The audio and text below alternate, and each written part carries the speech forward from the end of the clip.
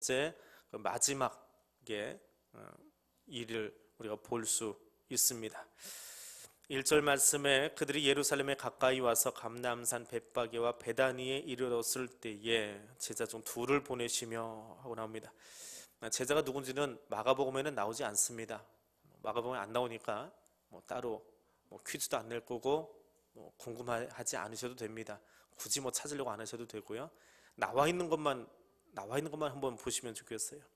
그들이 있는 장소가 어디라고 알려져 있습니까?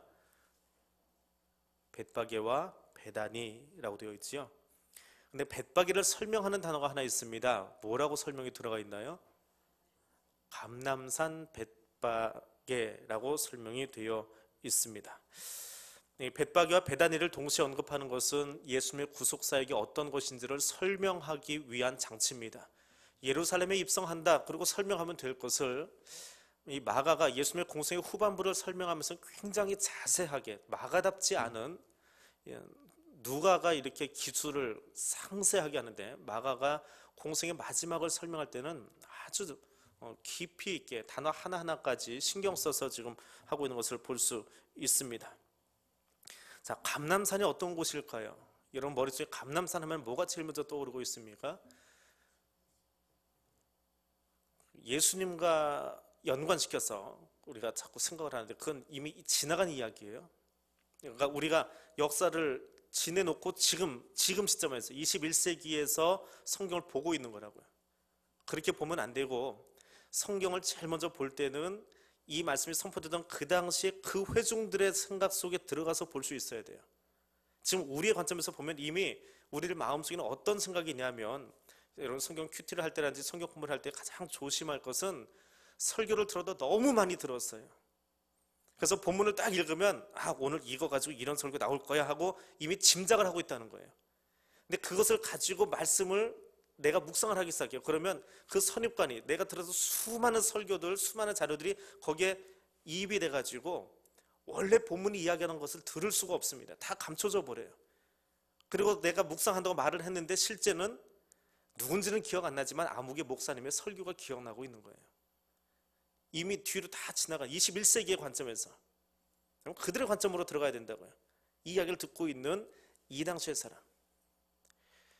마가가 이 대목을 설명하면서 예수님이 예루살렘에 입성하셨습니다 하면 될 것을 감람산 벳바게와 베다니, 그것도 벳바게를 설명할 때는 감람산 벳바게라고 설명을 하고 있습니다. 굳이 그 산 이름을 붙여놓고 있어요. 벳바게가 여러 군데 있어서 그러는 것인지는 모르겠지만 딱 그런 것은 아니에요. 그럼 감람산에 가는 의미가 대체 무엇이냐? 우리가 알고 있는 의미 말고요. 우리가 아는 의미 말고 이 말씀을 들었던 2000년 전에 그들, 특별히 유대인들이 생각하는, 팔레스타인 지역에 있던 사람들이 생각하는 감람산은 어떤 곳이냐? 솔로몬이 우상 숭배하던 장소예요. 예수님하고 떨어뜨려 놓고 생각하세요. 예수님이 거기 들어갔을 때 왜 하필이면 거기냐라고 하는 거예요. 예루살렘에 들어가기 전에 왜 그 동네에 머물러 계셨느냐? 거기는 솔로몬이 우상 숭배하던 자리예요. 또 하나, 유대인들의 전설 속에 의하면 노아의 방주가 어디에 도착했지요? 아라랏산이죠. 그 아라랏산이 어디 있는지 아세요? 아무도 몰라요. 지금 여기저기 찾아다니고는 있는데 설이 여러 가지인데 그 설 중에 하나, 유대인들이 가지고 있는 설이에요. 감람산에 도착했다는 거예요. 홍수 심판이 끝난 다음에 노아의 배가 도착한 장소, 그리고 거기는 솔로몬이 우상 숭배하면서 음행을 저질렀던 그런 장소. 또 스가랴서 14장 4절에서는 감람산이라고 하는 것은 주께서 마지막 때에, 메시아가 마지막 때에 와서 이 땅을 심판하는 장소. 심판의 메시지, 우상 숭배 메시지가 한꺼번에 어우러져 있는 곳이 어디요? 감람산이에요. 예수님이 예루살렘에 들어가시기 전에 먼저 도착한 곳이 어디냐? 종말론적으로 볼 때, 이 땅의 마지막을 바라볼 때에 심판의 메시지가 담겨 있고 타락의 메시지가 담겨 있는 바로 그 동네에 주님이 오셔서 점을 찍으시고, 그리고 예루살렘에 들어가셔서 휙 둘러보시고 다시 나오셨어요. 그 말은 뭐예요? 지금 저 성을 향해서 심판을 이야기하고 계시는, 그리고 이제 마지막에 때가 시작되었다는 것을 말씀하시기 위한 그런 장치라고 하는 것입니다. 예루살렘 하면 제일 먼저 여러분 머릿속에 떠오르는 건 뭡니까? 지금 여러분의 머릿속이라고 제가 여쭤봤어요. 2000년 전게 아니고. 예루살렘 하면 뭐가 떠올라요? 갑자기 좀 두려워지시나요? 예. 뭐 알고 계시는 거 다 얘기하셔도 괜찮아요. 평화의 성도 있고 성전도 있고. 근데 그게 다 맞는 답이에요. 이스라엘 사람들도 예루살렘 하면 성전이 생각날 거예요. 솔로몬의 성전이 있는 곳, 그런 곳입니다. 그런데 그 성전이 있는 곳을 들어가기 전에 예수님이 감람산에 계셨더라. 종말의 시간과 심판의 시간과 현재 거짓 평화를 가지고 있는 예루살렘을 1절에서 다 부딪혀 놓고 있는 거예요. 그러니까 유대인들이 이 본문을 읽고 있으면, 그 당시에 2000년 전에 이방인 그리스도인들이 그 본문을 딱 읽고 있으면 1절을 딱 읽는 순간에 벌써 긴장하기 시작하는 거예요. 아, 충돌이 생기겠구나. 11장을 딱 들어가는 순간에 1절에서 장소가 두 군데가 명시되고 있는데 감람산, 벳바게와 베다니 하는 순간에 아, 충돌이다. 예루살렘이 가지고 있는 이미지와 감람산의 이미지가 충돌하고 있다. 주님이 거기 들어가시는 것은 평화가 아니라 충돌하기 위해서, 싸우기 위해서, 다투기 위해서 들어가고 계시는 거구나 하는 것을 1절만 딱 읽어도 마음속에 알고 긴장하기 시작하는, 긴장하면서 이 본문을 듣고 있는 거예요. 근데 우리는 예루살렘 입성 종려주일 하면 뭐가 생각나요? 우리의 생각. 종려주일날 제일 많이 하는 게 뭐예요? 종려를 막 가지고 들리면서 호산나 하는 거, 이거 생각나잖아요. 나사렛 예수에서 패션 오브 크라이스트 영화에서 예수님이 들어오실 때 막 나귀 타고 들어오고 이거 흔드는 그 장면 생각나시죠? 예. 근데 그건 우리의 생각이라는 거예요. 그건 우리 생각. 유대인들은 긴장하는 거예요. 이 본문을 딱 읽는 순간에 온몸이 긴장하는 거예요. 어떤 충돌이 일어날까? 예. 그 충돌의 메시지가 있는 곳. 주님이 가서 주먹으로 탁 때리시면서 니들 잘못했어 하고 뭔가 야단치실 것 같은, 그것이 마지막의 사건이에요. 종말의 사건이에요. 그것을 이미 긴장하면서 듣고 있는 거예요. 더 재미있는 것은 벳바게라고 하는 동네입니다. 감람산 벳바게. 감람산은 종말의 시간이라고 그랬죠. 벳바게는 또 뭐예요? 그 뜻을 찾아보니까 설 익은 풋 무화과 나무, 그게 벳바게예요. 근데 본문의 사건을 딱 지나가고 나면 11절 지나서 그 뒤를 읽어 나가면 어떤 이야기가 나옵니까? 안 읽어보셔서 모르시나요? 예, 무화과 나무 저주 사건이 나옵니다. 이미 1절에 무화과 나무는 저주 받을 일이 예고되어 있는 거예요. 그냥 예루살렘에 들어갔다 하고 1절을 빼놓고 이야기하면 그런 복선이 없는데 1절을 읽는 순간에 이 뒤에 일어날 이야기들이 대충 무엇인지 이미 우리는 알고 있는 거예요. 종말의 사건, 감람산, 벳바게, 무화과 나무가 있긴 있는데 풋 무화과 나무, 아직 덜 익은, 익지 못한 그런 무화과 나무, 열매가 아직 덜 된 것. 자, 거기로 주님이 들어가십니다. 그러면서 제자 둘을 보내시면서 거기 가서 아직 아무도 타보지 않은 나귀 새끼가 매여 있는 것을 보겠다. 마태와 요한은 그냥 어린 나귀 새끼라고만 되어 있습니다. 근데 마가는 뭐라고 해놨어요? 아직 아무도 타보지 않은 나귀 새끼. 참 마가답지 않은 설명이지요. 마가는 말이 짧다고 그랬어요. 말이 굉장히 짧아. 이게 형용사, 수식어 잘 사용 안 합니다. 간단하게 설명하는데 그래서 설명을 붙여놨어요. 나귀 새끼는 나귀 새끼인데 어떤 나귀 새끼? 아직 아무도 타보지 않은 나귀 새끼. 왜 이 말을 붙였을까요? 마태나 요한처럼 나귀 새끼 해도 될 텐데 왜 아무도 타보지 않았다는 말을 붙였을까요?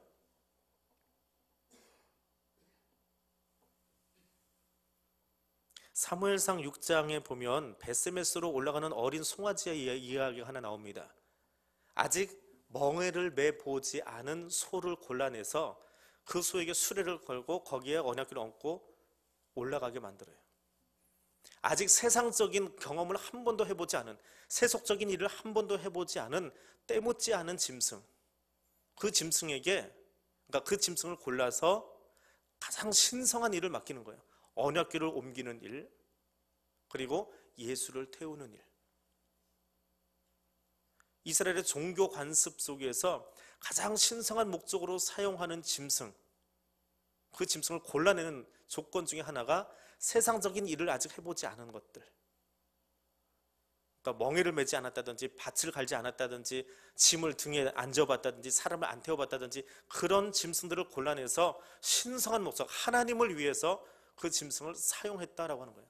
그래서 여기 올라온 나귀 새끼는, 여기 지금 거명되고 있는 나귀 새끼는 신성한 목적으로 지금 사용하려고 골라낸 짐승이다라고 하는 그런 설명을 마가가 하고 있는 겁니다. 그럼 예수님이 예루살렘에 들어가시는 목적이 뭐라는 거예요? 어떤 목적이에요? 방금 설명한 그대로 신성한 목적을 위해서, 하나님의 어떤 목적을 위해서 예루살렘에 들어가고 계신다는 거예요. 단지 채찍을 휘두르기 위해서, 무화과나무를 저주하기 위해서, 십자가 사건, 그렇게 뭐 장황하게 설명할 필요 없어요.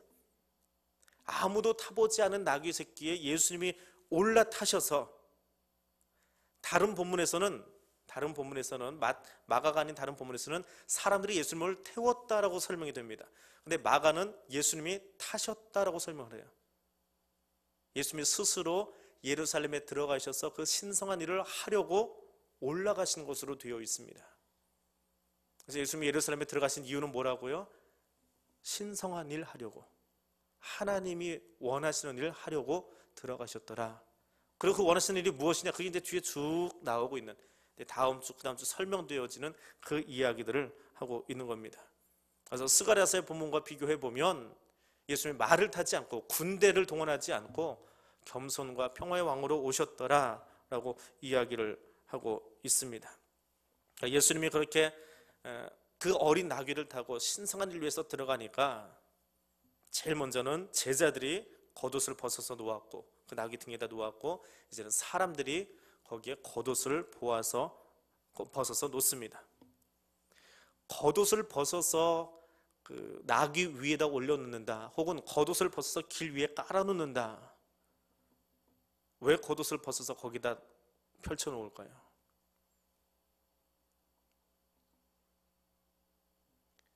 우리는 겉옷 벗어서 이렇게 잘 해주는 일은 없어요. 그런데 드라마 보면 간혹 나와요.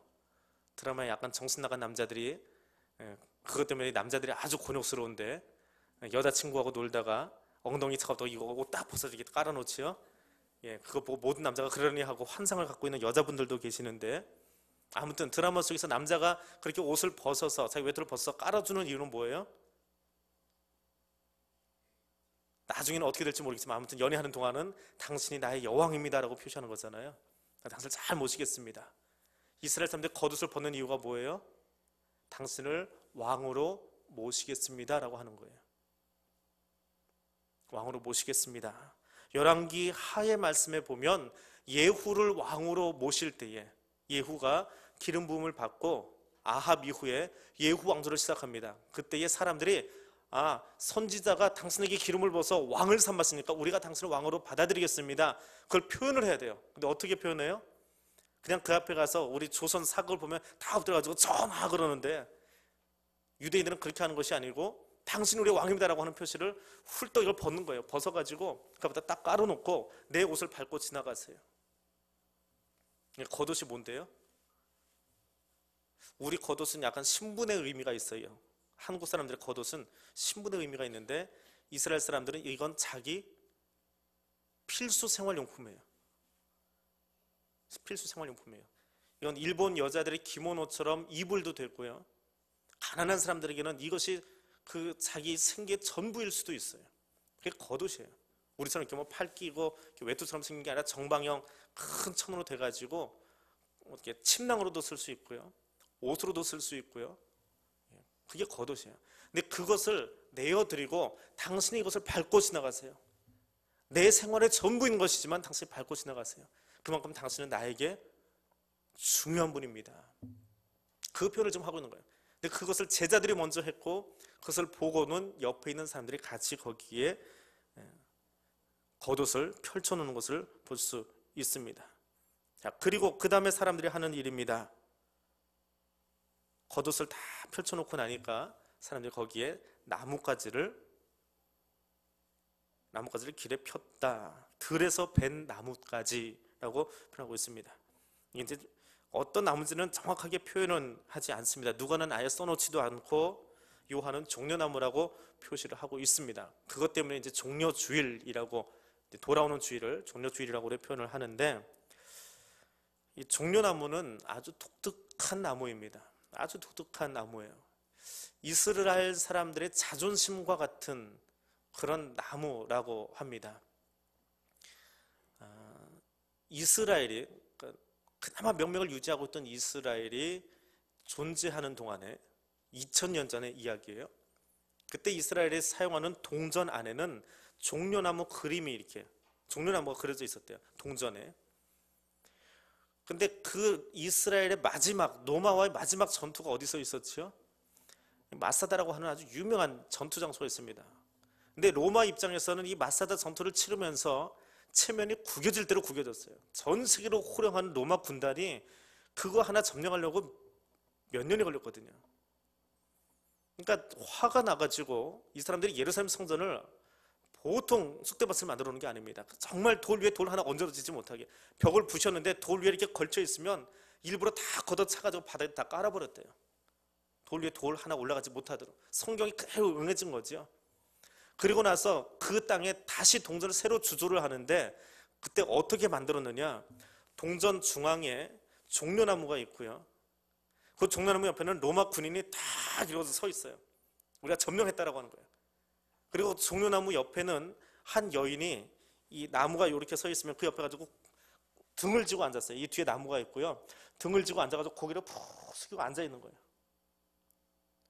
이게 우리의 자존심이거든요. 종려나무가 자기들의 자존심이에요. 근데 이것이 우리와 등 돌렸다. 그리고 뒤에는 로마 군인이 승리의 그 어떤 자세를 다 취하고 그 동전을 팔레스타인에서 사용한 대로 뿌린 거예요. 이스라엘 사람들이 동전을 볼 때마다 동전에 뭐가 있어요? 그 종려나무 가지를 등지고 있는 그들의 여인들의 모습, 남자도 아니고 그들이 사람 취급도 안 하는 여인들의 모습이 거기 있는 거예요. 그러니까 그 동전을 볼 때마다 그들이 마음이 아프고 속상한, 그러니까 종려나무 하나만 딱 표시를 해놔도 이게 이스라엘이에요. 근데 이 종려나무는 또 얼마나 그 생명력이 질기냐 하면, 나무를 이렇게 자르면 그루터기가 남지요. 나무를 완전히 고사시키면 어떻게 하면 되나요? 뭐 뿌리채 뽑아버리는 방법은 있긴 있지만 뽑는 것 말고, 예? 어떻게 해요? 이 종려나무는요, 자르고 그루터기에다 불을 붙여서 태워버려도, 그루터기를 태웠어요, 그래도 좀 있다가 밑에서 싹이 하나 올라가서 나무를 다시 만든대요. 그렇게 생명력이 강해요. 그게 이스라엘이라고 하는 거예요. 이스라엘은 그 나무를 바라보면서 우리는 이런 민족이야 라고 그게 자기들을 이야기해요. 그래서 종려나무 하면 부활을 상징해요. 종려나무 자체가 부활을 상징합니다. 아무리 밟아버려도, 아무리 태워버려도 다시 싹이 올라와서 살아나는 부활을 이야기합니다. 그리고 로마의 압제치하에서 그들이 종려나무, 이거는 대단한 거예요. 우리는 너희가 아무리 밟아도 살아날 수 있어 라고 생각을 하고 있는 겁니다. 그들이 이제 들어가는 거예요. 그 종려나무 가지를 밖에다 깔아놓고 호산나 호산나 외치면서 들어가고 있습니다. 그런데 무리들이, 그렇게 소리 질렀던 무리들이 예루살렘에 들어간 다음에 예수님께 등을 돌려버리지요. 예수님께 등을 돌려버립니다.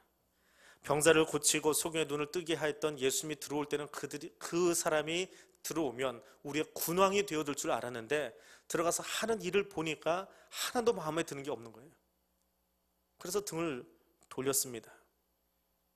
근데 그 사람들이, 이스라엘 사람들이 정말 오해한 대목이에요. 그게 이제 오늘 1절에서 11절의 내용인데요, 가나안 땅을 이야기할 때에 이스라엘 사람들이 가나안 땅을 이야기할 때 뭐라고 설명합니까? 젖과 꿀이 흐르는 땅. 젖과 꿀이 흐르는 땅. 젖은 뭐예요? 뭐 어떻게 설명해요 하시는 얼굴인데, 양과 염소가 먹는 푸른 초장을 젖이라고 표현합니다. 양과 염소가 풀을 뜯어먹는 그런 푸른 초장. 꿀은 뭐예요? 젖과 꿀이 흐른다 그랬는데 꿀은 뭐예요? 이제 앞에 게 실수하니까 이제 뒤에 거는 설명하기가 좀 그렇죠? 벌꿀이 아니고요. 대추야자 나무로 만들어진 꿀이에요. 대추야자라고 부르는 것은 종려나무 열매예요. 종려나무 열매를 따서 먹으면 그렇게 달착증하대요. 제가 먹어보질 못했는데 굉장히 달대요. 그 설명하는 책들을 보니까 그것만 먹어도 꿀보다 더 달대요.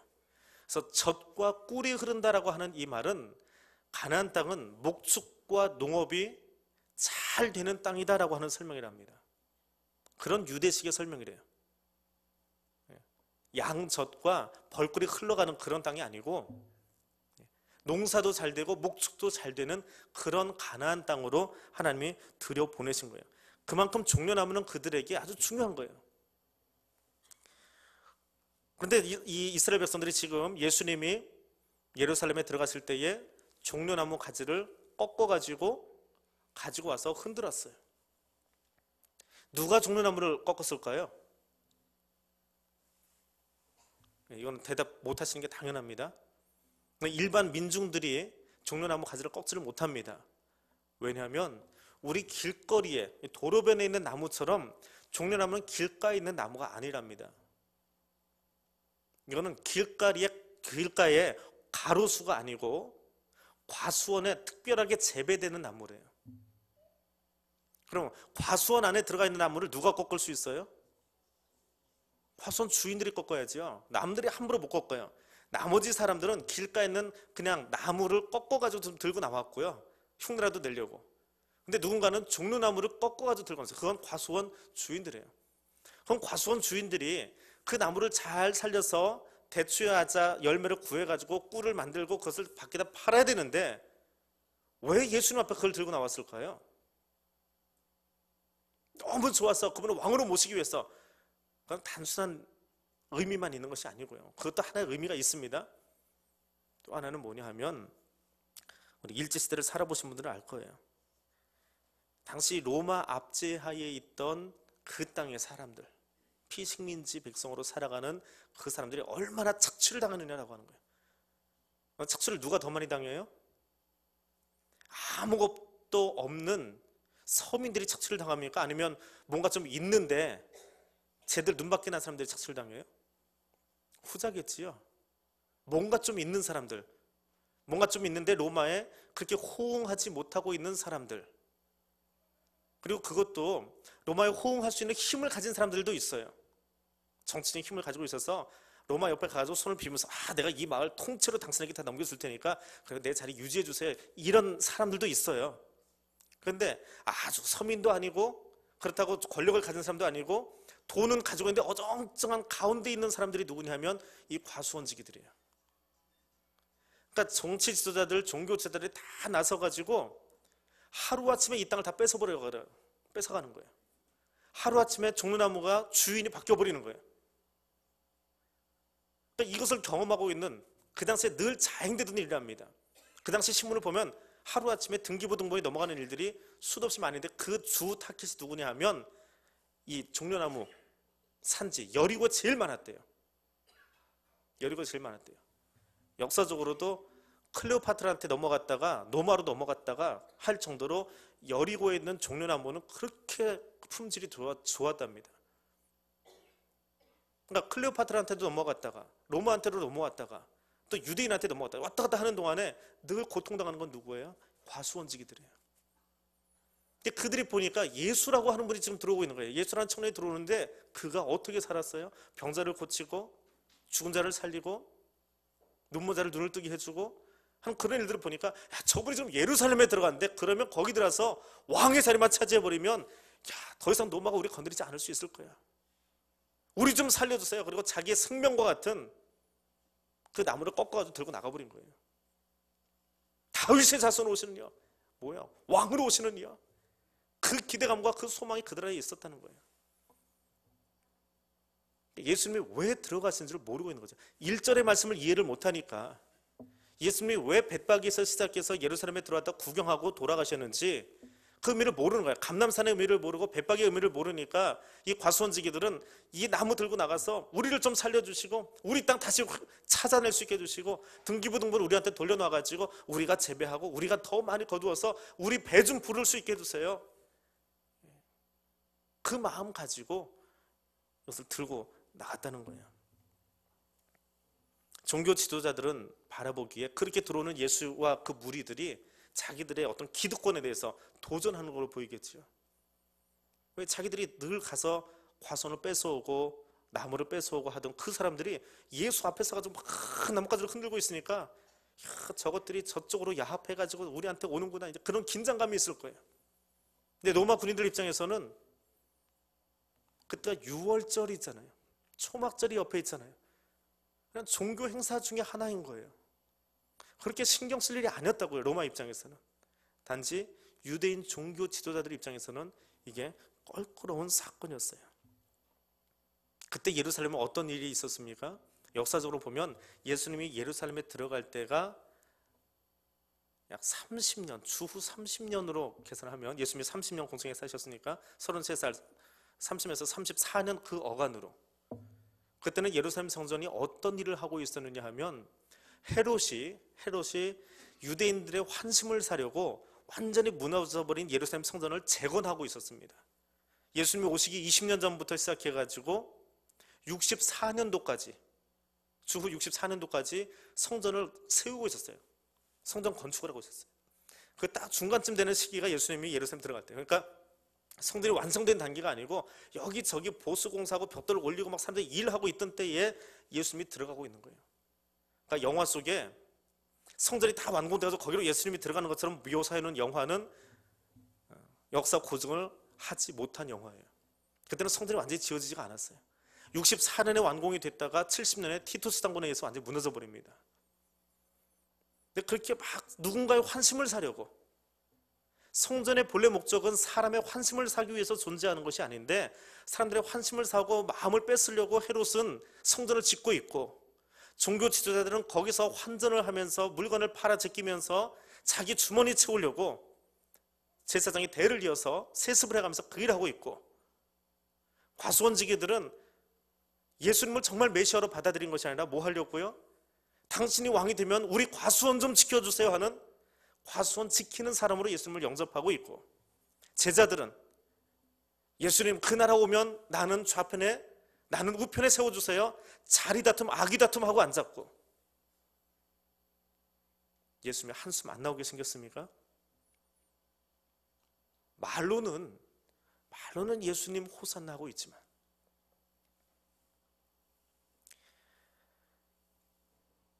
종려나무 부활의 상징이라고 그랬지요.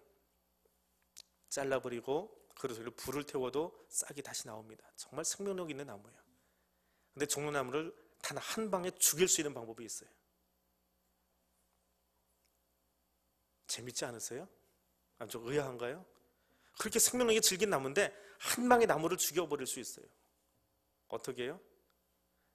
이 종려나무의 꼭대기, 여기서 나무가 계속 이렇게 올라온대요. 그래서 이 꼭대기 이렇게 새로 피어나고 하는 이 부분을 갖다가 칼로 탁 쳐가지고 반동강을 내버리면 더 이상 나무가 생장점에서 생장을 못하고 그대로 컷에서 죽어버린대요. 유대인 남자들이 머리에다 뭘 쓰고 있지요? 키파라고 부르는 모자를 쓰고 있습니다. 이거 왜 쓰는지 아세요? 종려나무를 보고 쓴 거예요. 여기는 정수리가 있잖아요. 한 대 맞으면 죽습니다. 그래서 여기는 누구한테만 보여주는 거예요? 나의 하나님께만 보여주겠다는 거예요. 이 정수리는 하나님만 보시라는 거예요. 그리고 그 마음으로 내가 하나님께만 순종하겠습니다라고 하는 의미로 유대인들이 키파라고 하는 모자를 쓰고 다닙니다. 근데 그 키파라는 모자를 쓰게 된 이유가 종려나무에서 나왔대요. 얼마나 많은 의미를 담고 있어요. 얼마나 좋은 의미를 그 안에 담고 있어요. 그리고 그것을 들고 나가서 흔들어는 사람들인데 실제로는 방금 설명드린 것처럼 그들의 진심은 예수님을 그들의 메시아로 받아들인 것이 아니라 그저 군중심리에. 그리고 누구를 위해서? 그럼 누구를 위해서 종을 울리고 있어요? 자신을 위해서.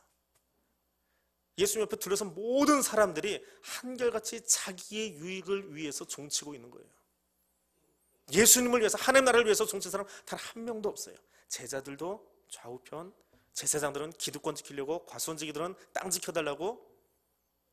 그러다가 예수님이 비아돌로로스 길로 가버리니까 다 등 돌리고는 예수 못 받고 다른 사람 내놓으라고.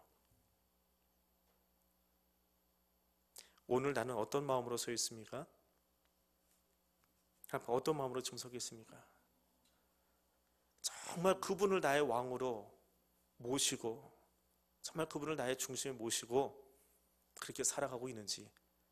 입으로는 지금 환호성을 지르는 무리들처럼 따라가고는 있는데, 군중들이 그렇게 하니까 따라가다가 나와 마음이 맞지 않으면 흑 하고 등 돌려버리는 그런 사람은 혹 아닌지. 이 사순절 기간만이 아니라 우리의 전 생애를 통해서 모양만 키파 쓰고 내가 하나님 섬긴다고 말하다가 메시아도 받아들이지 못하는 유대인처럼 사는 것이 아니라, 육체의 키파가 아니라 정말 내 마음의 키파를 씌우고, 정말 주님이 나의 전부이십니다, 주님께 내 생명을 걸고 살겠습니다, 그렇게 나아가시는 여러분 될 수 있기를 원합니다. 그렇지 못한 제자들의 모습, 실패한 제자들의 모습을 다음 주에 한 번 더 설명을 드리겠습니다. 그들을 향해서 책망하고 안타까워하시는, 무화과 나무를 통해서 이야기하시는 주님의 모습을 한 번 더 묵상하려고 합니다. 이 사순절 기간 이제 2주 남았습니다. 이번 주, 다음 주까지 사순절 기간을 마무리하시면서 이 한 주간만이 아니고 앞으로 내가 살아가는 동안에 입술로만, 모양으로만 내가 하나님 섬기겠습니다, 순종하겠습니다, 그렇게 하는 것이 아니라, 키파 쓰고 있다고 다 유대인 아니거든요. 의미는 너무너무 좋았어요. 종려나무를 바라보면서 그 의미를 가져다가 그들의 머리 위에 조그만한 빵떡 모자 하나 올려놓고 정말 주님께 내 이 정수리를 드리겠습니다, 나의 중심을 드리겠습니다, 근데 드리지 못했거든요. 자기 것 지키려고 아둥바둥 하다가 예수를 십자가에 못 박아버렸습니다. 주님, 오늘 나의 신앙이 입술의 신앙 되지 않게 하시고 정말 내 생명을 주님께 다 올려드리고 주님만 바라보고 가겠습니다, 주님만 바라보고 가겠습니다. 매일 반복하십시오. 매일 반복하세요. 반복해도 자꾸 잊어버리고, 반복해도 밖에 나가면 내 것을 찾기에 급급한 것이 우리의 모습이고 나의 신앙입니다. 주님만 바라보기를 원합니다. 주님께만 내 머리를 향하고 내 마음을 향하기를 원합니다. 시간 그것을 가지고 다시 한번 통성으로 기도하겠습니다.